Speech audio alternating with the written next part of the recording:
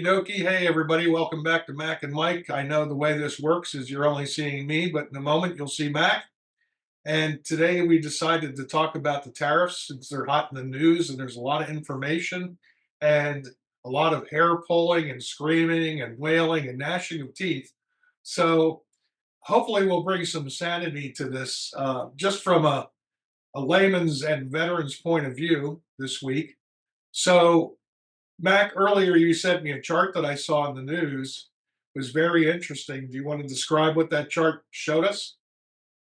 Basically, the chart is, tariffs that America charges to other nations and the reciprocating or reciprocal tariffs that they charge us.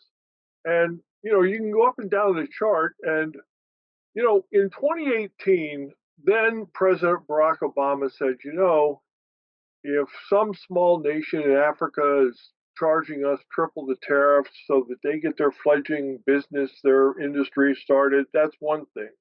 He said, but when a country like China is charging us double or triple the tariffs that America is charging, they're not a small, struggling country trying to start their business. They're taking advantage of the United States. And what we have to recognize is the first thing you need to recognize is that the United States of America is one of the largest, if not the largest, consumer marketplace for goods and services in the world. Everybody wants to sell us stuff because we're a very wealthy country and we buy a lot of stuff.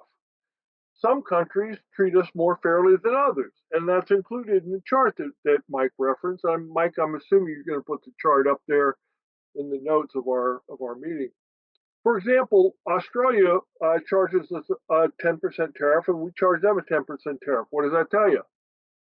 Easy peasy, even Steven, right? They charge us a tariff, we charge them a tariff, but it's the same. So the net of that should mean that the exchange of services or goods is relatively fair. Same thing with a nation like Brazil. They charge us 10%, we charge them 10%, everybody's happy. The problem comes when many of these, like the European Union, um, charges us twice the amount of tariffs that we charge them.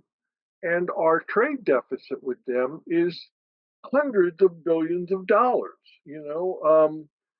The European Union, as an example, trying to get to that page, that chart on the page, charges us like 61%.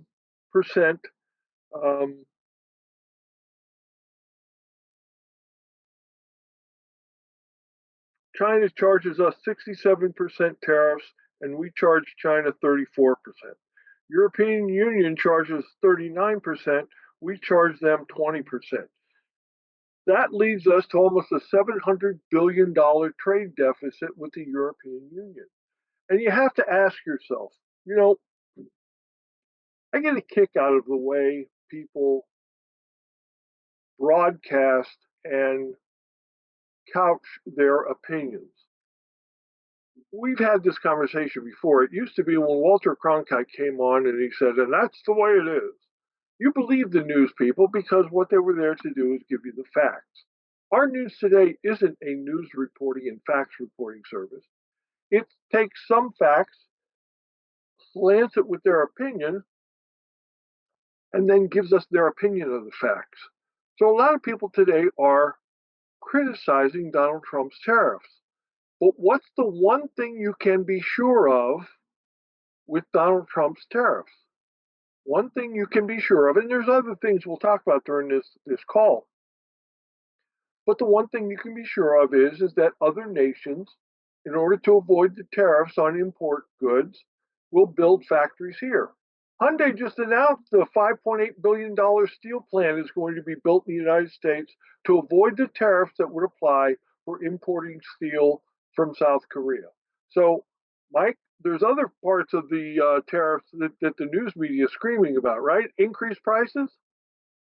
Yeah, one of the things that they pointed out in the news was pretty good that what hits most people is food and things like that, food and energy. Well, our food and energy prices aren't going to really increase. Energy is not going to increase, it's going to go down because we produce so much of our own. Now, the United States only imports 15% of its food.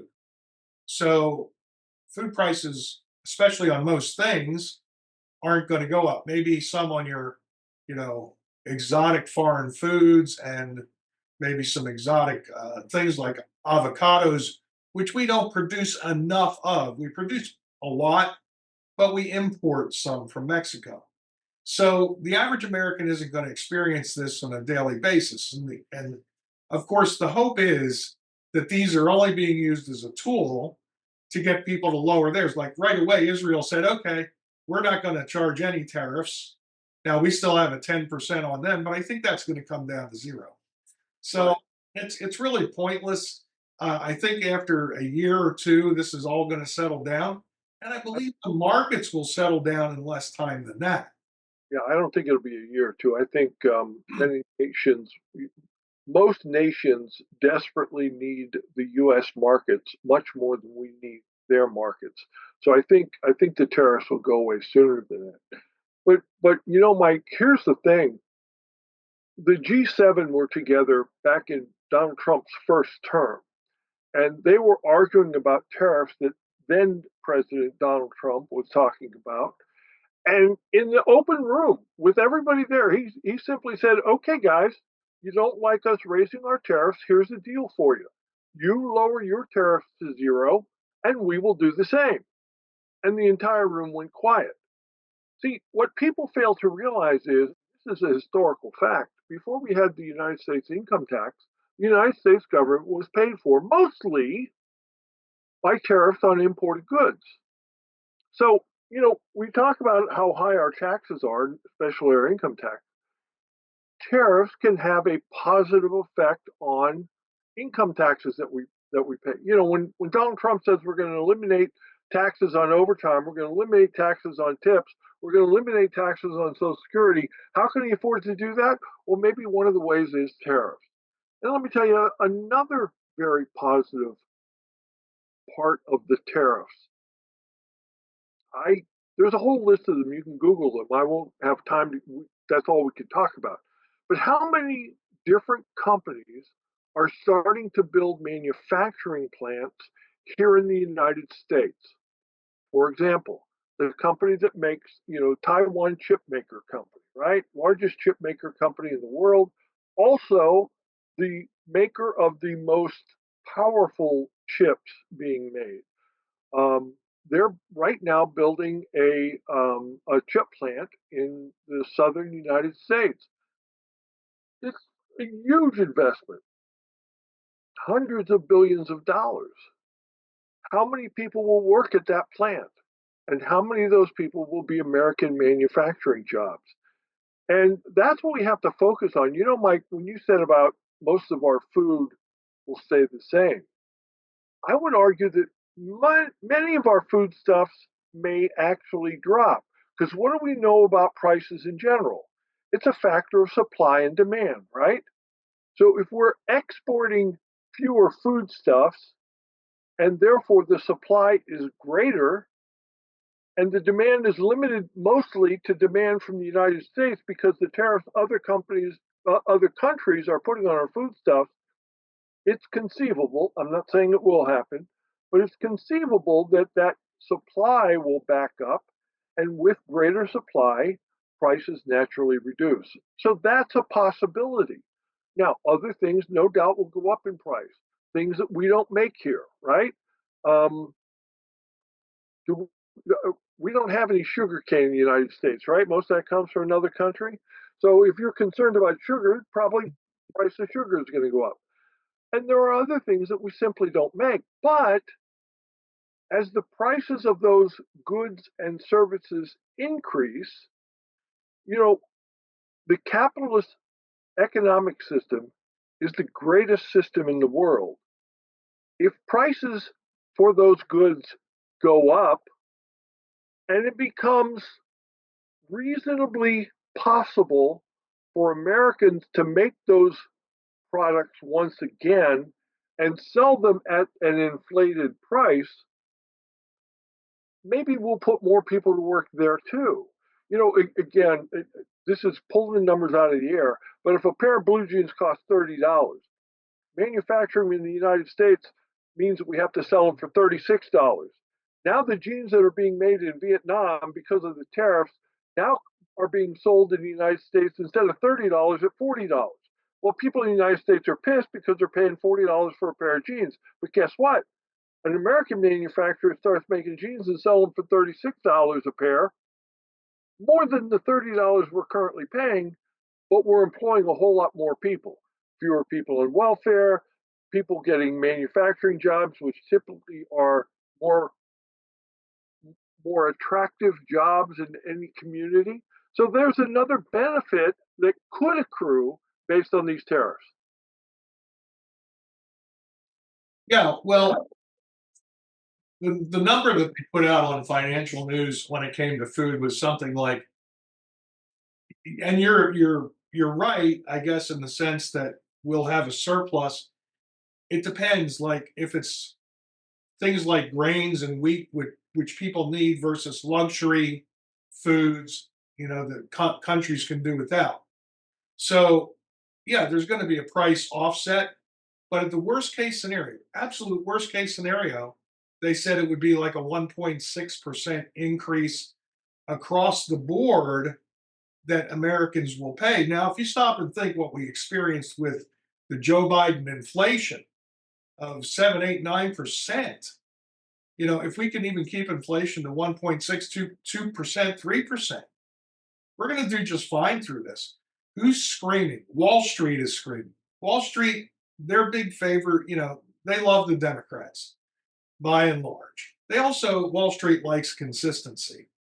But Wall Street has turned against Trump and they're trying to punish him.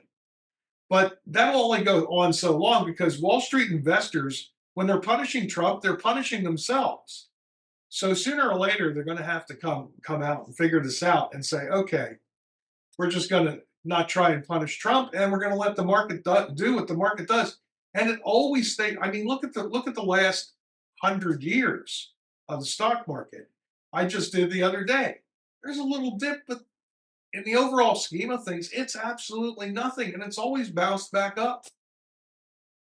We're going to be fine. Not only that, but as an example, the nation of South Korea. South Korea is a trade partner of the United States. We do a lot of trade with them. They make a lot of very good products. Many people have Android phones, for example. Samsung is a company that dominates that marketplace. So, we get a lot of product from South Korea. South Korea sends us maybe 500,000 cars every year, Hyundais and Kias and all those different kind of South Korean cars. Reciprocally, because of the tariffs they put on our autos imported into South Korea, we maybe import to their nation about 5,000. So it's 100 times fewer number of automobiles that we export to South Korea. There's a lot of very wealthy people in South Korea. It's a very, first world nation. They could afford to buy an American automobile, but what the government of South Korea has decided is that in order to quote subsidize, I'll use the term subsidize because that's what it is. In order to subsidize and to protect their auto manufacturing industry, they put the tariffs on American cars so high so that people in South Korea are literally forced because of the price difference between American vehicles and South Korean vehicles to buy a South Korean vehicle.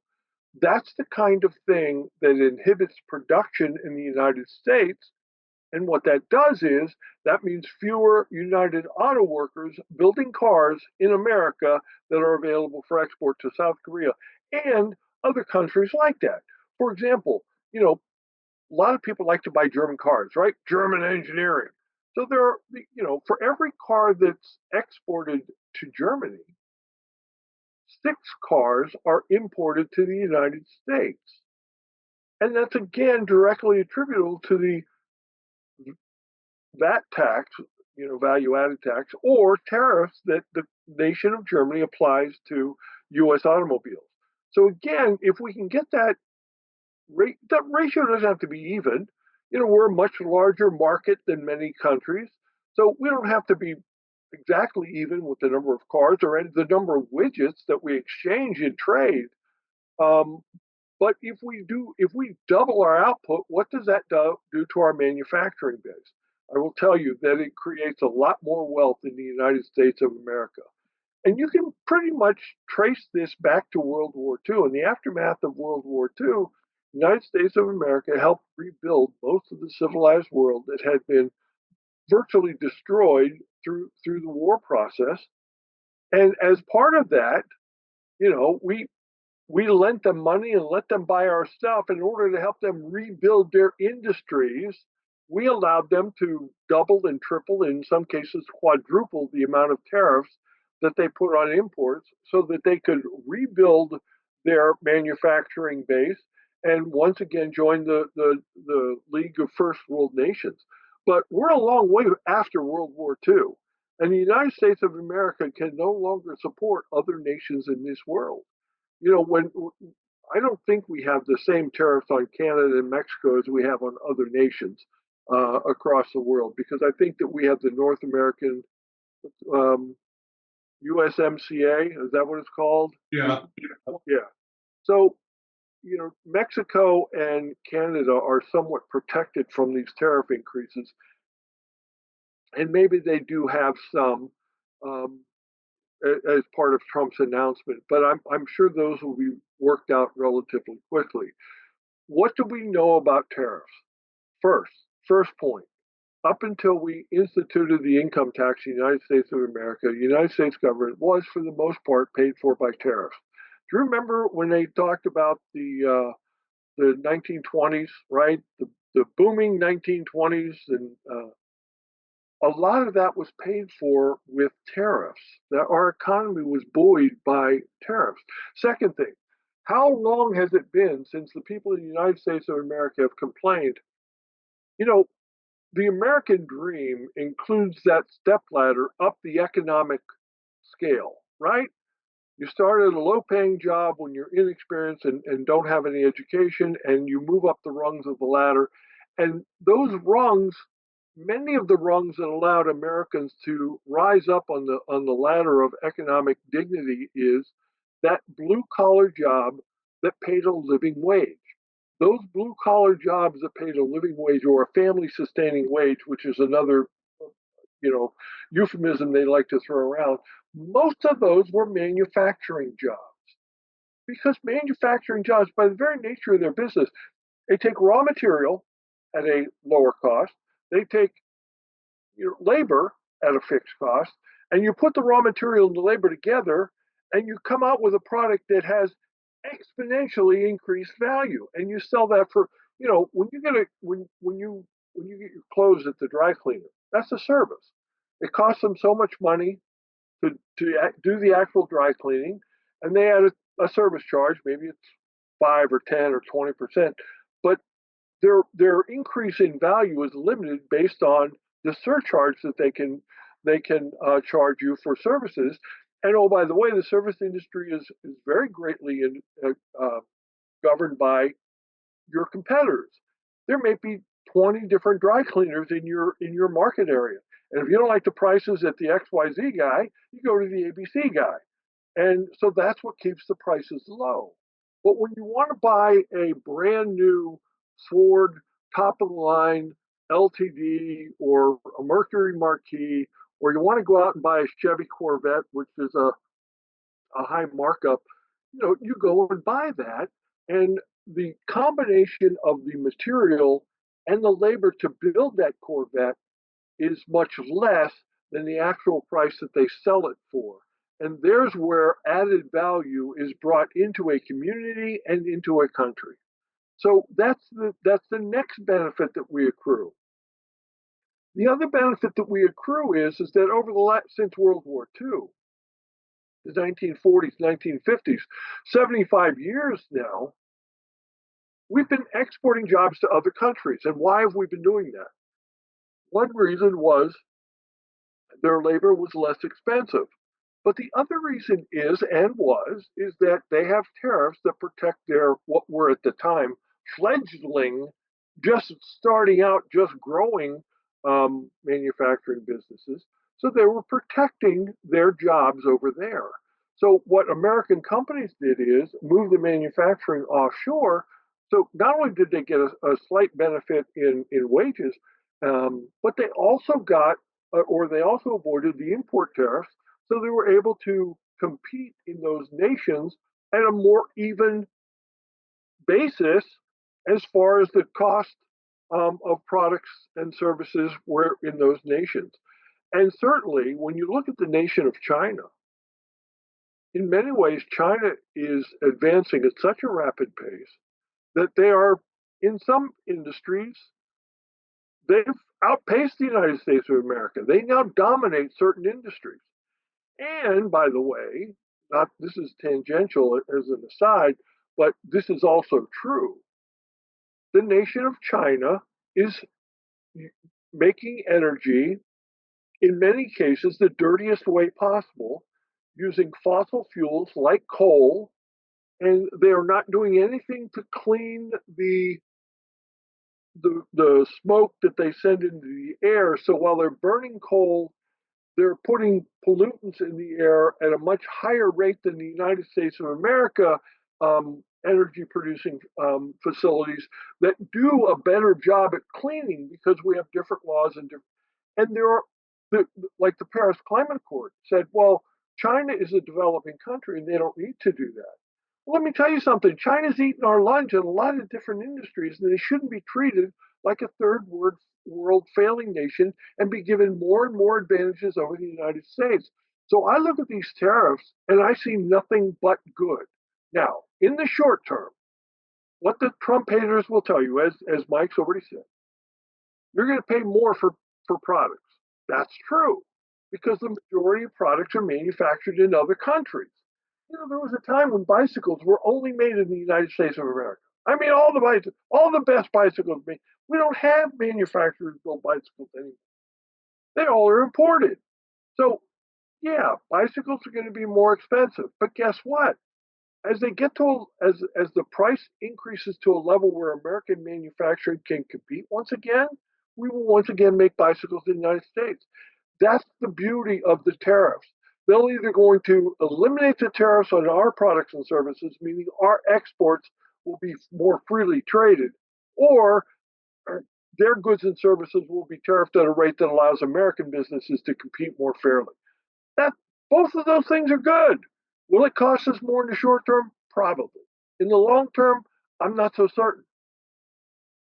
Yeah, the long term. That's what we talked about earlier.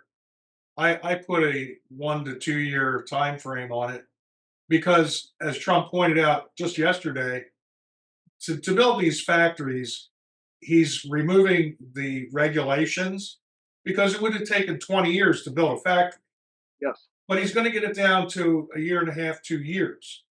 So while the factories are being constructed, there's going to be some uplift of the economy through construction, Yep. but it won't be enough to offset possibly the tariffs if they all stay in place. But at the end of that, once we start hiring people into those factories, that's when you're going to see, I think, America take off. Yes. One of the other concerns I have, though, is we've generations of young people today that don't want to work, and they don't want to work in factories. When I was growing up and you were growing up, hey, if you got a job at a trucking facility, I worked at a Frank silk mill, worked for UPS, Federal Express, you know, those were hard labor jobs. And there's going to be a lot of people that don't want to stand there. Now, robotics, artificial intelligence will also help with that. But it's going to take time. And people have to know that what Elon Musk and Donald Trump were doing between Doge and the tariffs is they saw America careening off a cliff. Now, I've helped people when I had a mortgage company recover from bankruptcy. And Donald Trump had bankruptcy. Now, there's two types, Chapter 7 and 11. Mhm. So 11, you can get out of, you can stay operating. 7 means they come in and they sell everything. Well, I'm telling you, America was not headed for a Chapter 11 bankruptcy. We were headed for a Chapter 7. We are almost owned by other nations like China to the point when they own your debt. What does that mean? They own you. If you're in debt to your mortgage company or credit card company, guess what? They own you. They own the house. You don't own your house. You don't own the things that you bought with your credit card. They could come and repossess them, sell them, and try and get the money back. That's how it works. Yeah. And so these guys are saving America. They keep complaining, oh, they're billionaires. Well, I don't give a crap. If you're a billionaire, you own a business probably, and you understand what happens if your business goes bankrupt. And that's what they're pointing out. We were going bankrupt. It had to come to a head sometime. And it's just coming to a head under this administration. And thank God. That's my thought. Well, certain countries will come to the table quickly and renegotiate trade deals. And they will do so because their economy is, by a large part, dependent on their exports to the United States, which is, as I said earlier, the largest consumer market in the world. So what will happen naturally is that you'll see a country like Vietnam or Thailand or Indonesia, the group of they will negotiate deals because they're in a weaker position vis-a-vis countries like China and the EU, etc. And they will start selling more products and services in the United States of America, which will really eat into the market share that China and the EU has.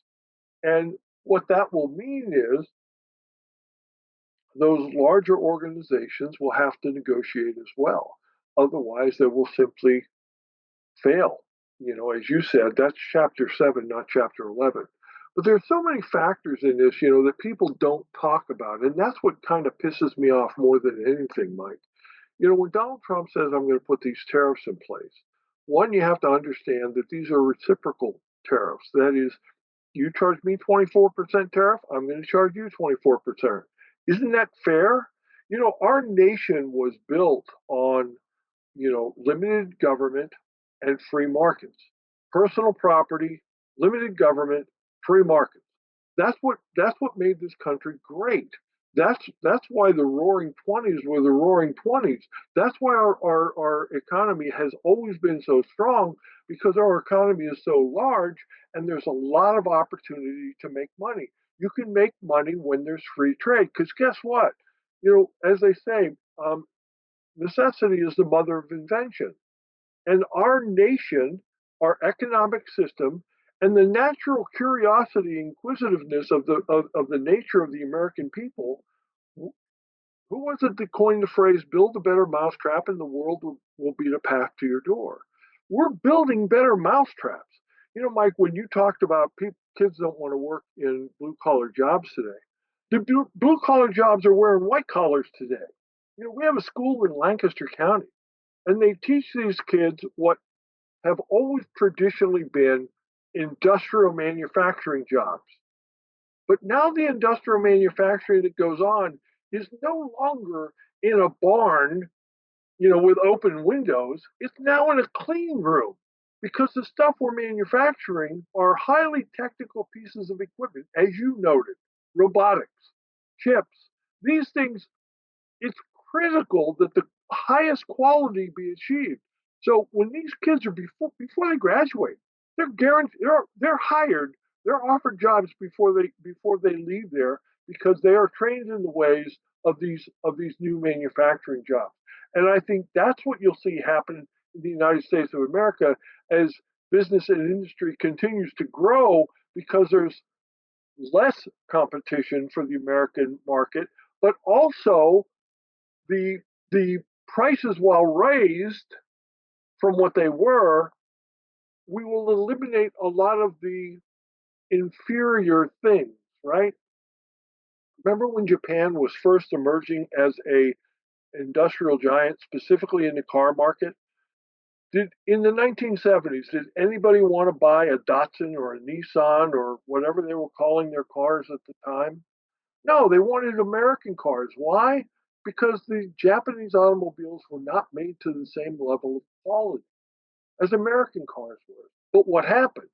Japan realized, and soon other nations followed, and figured it out, like South Korea and other places. They started figuring out the best way to get ahead was to make a quality product and charge a fair price. And their fair price, again, because the tariffs on their imports were much less than the tariffs they were charging ours, their fair price was much lower than the manufactured item. That how can it be that you can build a car in Japan or South Korea, ship it thousands of miles on a cargo ship, have it arrive at port, be delivered to a dealer network, and still be less expensive than a car made in America? Does that make any sense? No, it doesn't. And one of the primary pieces of that is one of the primary pieces of the low tariffs that we charge other nations compared to what they charge us. Certainly, they have advantages in labor. Certainly, they have advantages, but guess what? They don't have the natural resources we have either. I mean, so when Hyundai says they're building $5.8 billion steel plant in America, how many steelmaker jobs does that mean? Because I think it means a lot. Yeah, well, one of the early advantages that Japan had, for example, and of course South Korea followed suit quickly after, was cost of living and robotics. So, when you're only paying your people an equivalent of less than one third to one tenth of what you're paying an American worker, that sort of covers the cost and the robotics, which required fewer people back then to build their cars, Yep. which American manufacturers finally got on board with. And our car, I had a Saturn. Oh my God, I had two Saturns. I don't know why that company, even though it was owned by GM, went out of business. I'm telling you, it was fan free. Obama forced them out of business. They were a non-union manufacturer, Mike. And when the car companies had trouble back in the day and they were given loans by guarantees by the US government, Obama forced them to close down Saturn and forced them to close down Pontiac. That's Yeah, why. you met, Saturn was a great car company. yeah, you met my friend John down in the Outer Banks. Yes. He's still driving my 2008 or 2005 Saturn Outlook, which was partially destroyed in Hurricane Sandy in 2008 or 9. And he put, just got a little seawater in the bottom. He repaired it. He's still driving it to this day. He said the best vehicle he's ever had. Yep. And, so yeah, I think what we're going to see too, Mac, tied to what you're saying, is as we build these new steel plants and manufacturing centers, because of our new technology and artificial intelligence, it's going to be like what the Japanese did back in the 70s, learning to use robotics. Yep. So we're going to manufacture things a lot cheaper. And even Elon Musk has pointed out that there's potentially a time not far away when all of our basic needs will be met because everything will be so inexpensive. Right. You will have, maybe you can't say, oh, I want a mega yacht. Okay, but if you want a nice, small, personal motorboat, it might cost you 100,000, 200,000 today. Might only cost you $20,000 in a few years. Yep. Look at these. Instead of flying cars the traditional way, what are we seeing coming about? They're like the drones, only they lift people into the air. Yep. So we're seeing a revolution of sorts. And as long as we stay on top of the revolution, I think we're going to come out big winners in this. And by the I, way, I want to add one more thing before you go.